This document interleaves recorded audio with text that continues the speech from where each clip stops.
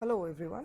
In this lecture, we are going to talk about the applications of big data, how big data is being used in different industries, in different verticals, in different businesses in the present world, and what is the scope of using big data? Like, why are we doing it? How we have used the advantages of big data to address particular problems which were present in those industries before, and how we have used the big data to enhance the business altogether, to revolutionize the business and enter a new game. The first one is healthcare. Big data has already started to create a huge difference in the healthcare sector.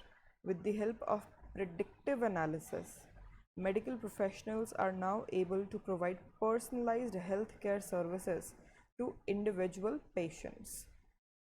Fitness wearables, telemedicine, remote monitoring, all powered by big data and AI, are helping to change lives for the better. So when we talk about healthcare, earlier what used to happen that there were doctors, even it happens today in India also, that we have doctors in different communities, in different colonies, and those doctors are writing down the prescribed medicine based upon the books which they read 20 years back, right? There was no accumulation of data in a very good manner. But now if you go to Apollo, if you go to AIMS, or if you go to the health services in Europe, America, in the developed nations, then you're going to find that each and everything is being recorded and stored. Your data is being recorded and stored, so they have a huge database, and in that database they have stored a lot of data for individual patients. For cancer patients they have a separate database, for heart related patients.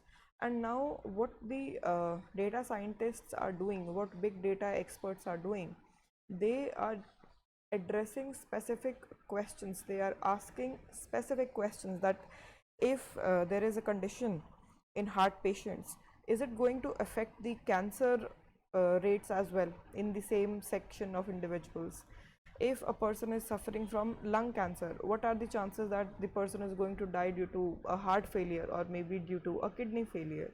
So those percentages, those probabilities, the average rate of success of your surgery, what medicine has a very bad impact over a period of time. Maybe I am taking a drug right now, but after 10 years that drug has totally deteriorated my pancreas, right? So those predictions, those relations which we normally miss, which the doctors in the current industry they miss out.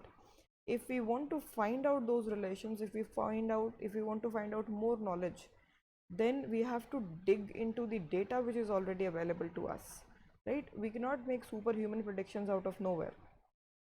Groundbreaking discoveries were done by Einstein. We have to wait for the next Einstein, but for now normal public is not equipped to do the predictions that so and so is happening to ye aur ye ho jayega. What we do have is a very good database which we have created over the past decade, and to use the data accumulated to find out new patterns, to look out for the relations, to look out for the DNA sequencing, how some particular diseases have a very great mapping in the associated DNA of that individual.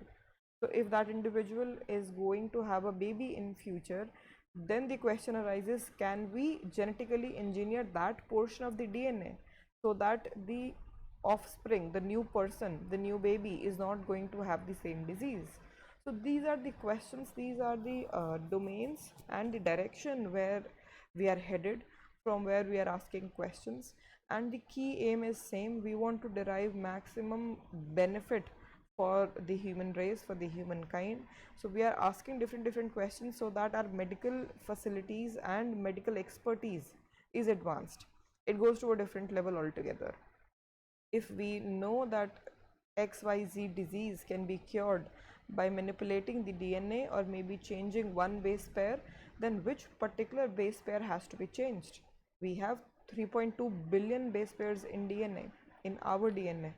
And if you are removing one base pair, what will be the effect of that removal of one base pair on the rest of your base pairs in your DNA? So these questions, they involve a lot of data, and they involve a lot of computation, a lot of algorithms to search for what you particularly want. And in medical industry you cannot validate anything until unless you have actual results. So what is being done, we are asking questions on the data, we are getting answers. Depending upon those answers, we are doing more and more research.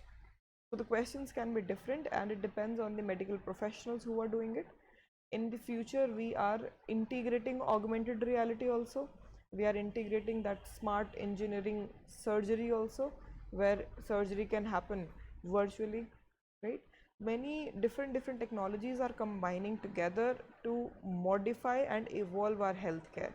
But as of now, our key aim with respect to big data is to find out different causes of your diseases, find out what works, what doesn't work, what are the long term implications, what are the short term implications.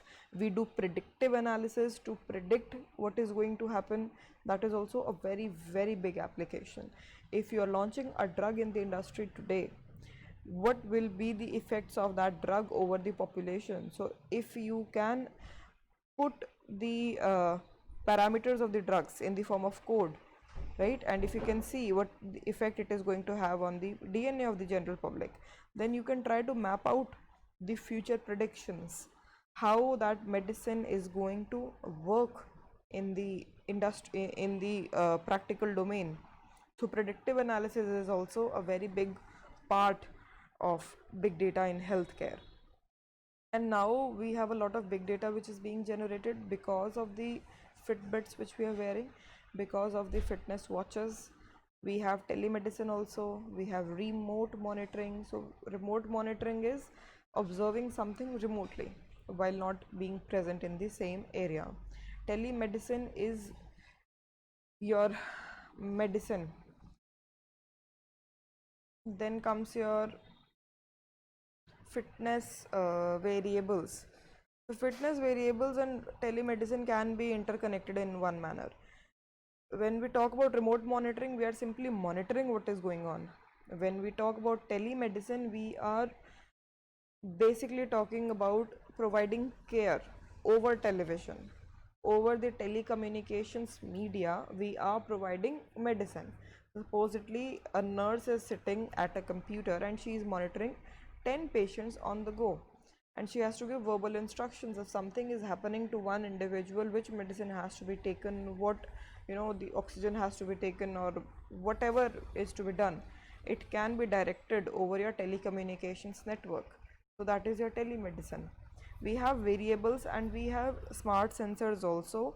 In the future, what we are doing for the handicapped people, for the specialized people, we are integrating circuits, we are integrating sensors in the body, so that our capabilities are enhanced. If a person is not able to hear, you implant a sensor, a sensory input, so that the person is able to hear.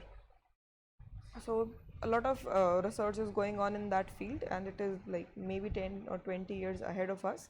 But that is also one very good application of big data, because by using those sensors you will be accumulating a lot of data, right? And again, when a lot of data is accumulated, the challenges are also coming, and that is where the real work of big data professionals lie. How to handle that data, how to store that data, how to find out which data is useful, how to find out what is the structure of the data, how to find out the techniques and algorithms to search that data, how to speed up the process. All of these things come under this hood. Then comes your second application, which is academia. It is A, not E, academia. Big data is also helping in enhancing education today. Education is no more limited to the physical bounds of the classroom. There are numerous online educational courses to learn from. Academic institutions are investing in digital courses powered by big data technologies to aid the all-round development of budding learners. So when we talk about the academic institutions and the integration of big data, I ask you this question: what are the potential benefits of using big data in academics? how can we benefit from that? A very good question to think about. And what is going on with respect to the demand in the market, with respect to the economic demand, with respect to the employability demand, with respect to the creative demand? According to those predictive demands, a person can predict whether his or her course will be needed or not. For example, like a person like me, if I know that ABC technology is going to boom in the future, I can launch courses for that technology today, right? And those courses can be accessed by millions of people at any given point of time. Scaling to show that course to millions of people at any given point of time, that has to be handled, right? And once you have given that platform, so there will be like thousands of people like me who are over smart, who want to launch the course, who want to gain a lot of money. So now we have thousands of courses with like hundreds of videos per course, so that is giving us 10,000 videos. How you're going to manage that? And once you manage that, what are the potential benefits? The benefits would be huge. Each and every student can learn. Education will be freely available. And once you launch those courses, the students have seen those courses, all right. And then you take the quiz, then you take the exams. Once you have a database of those exams, you have a huge inventory where like millions and crores of people have written answers and answered to questions. Then you take in that data and you find out what are the key points which the student has missed, what are the key problems which are present in those answers, and why did it happen, so that the next time the course is being taught, then those problems are addressed. That is how we use big data in academia, because we want to enhance the capability of students, of learners. And how you're going to do that, right? As a teacher, I am trying to teach you to the best possible, ability of mine. I'm not like, let's not teach it, let it be. Everyone tries their best, but still some points are conveyed, some points are not conveyed. And maybe I am oblivious to the fact that five more things were to be taught, and I have no idea, right? So when you use the big data to find out patterns, to realize what you've been missing over your past courses, then that insight can be really helpful. For example, I can launch a company where I can say that, you give me your courses, I will tell you what is your problem. I can either do it manually, I can listen to the course and tell the problems to the person, or I can take all of that data, use AI, use my mining techniques, use my own algorithms to find out कि इन parameters पे वो satisfy हो पा रहा है course या नहीं हो पा रहा है. If the course is not satisfactory on the parameters which I have decided, then I need to give that insight to the individual, right? So that is also another application of big data. Third key vertical is your banking sector. The banking sector relies on big data for fraud detection. Big data tools can efficiently detect fraudulent acts in real time, such as misuse of credit debit cards, archival of inspection tracks, faulty alteration in customer stats, etc. The data which is transacted every day, the transactions which we made, and if you take the historical transactions which have been made, for banking everything is logged, everything is maintained, right? So we have a lot of data which is available for the banking sector, but the problem is they don't make it public because they don't want to showcase that data to everyone. But once you have the database for last 20 years, then you can use that database to find out patterns. If those patterns are matching the attack signatures of some people, for example, I am an attacker who has already hacked 4 banks, and I've taken out like X amount of money from those banks, and now I'm targeting the fifth bank, right? If that bank has already searched for patterns, और उस bank को पता है that so and so attacker can attack my bank, तो वो पहले ही सतर्क हो जाएगा, right. And the bank is going to maintain some regulations या कोई security check it is going to implement कि उसके पैसे बर्बाद ना हो. बट द क्वेश्चन अराइजेस कि अटैक सिग्नेचर आएंगे कहाँ से, how you going to find. Maybe मैं किसी और के नाम से, like PM cares fund was here, maybe I was taking out money all the time from PM Cares Fund. There were people who launched their Google accounts with the name PM Cares Fund and they took out a lot of money. Maybe such loops are taking place all over the country. There are like hundreds of people who are doing this. How am I going to find those people? Right? They are masked under the normal transactions. Normally, I cannot find it out. But if I have a database for the last 20 years, then I can try to find out such patterns. I can try to find out such users. I can try to find out the missing links which connect such users. And using that data, I can generate a profile, a signature कि ऐसा ऐसा हो रहा है.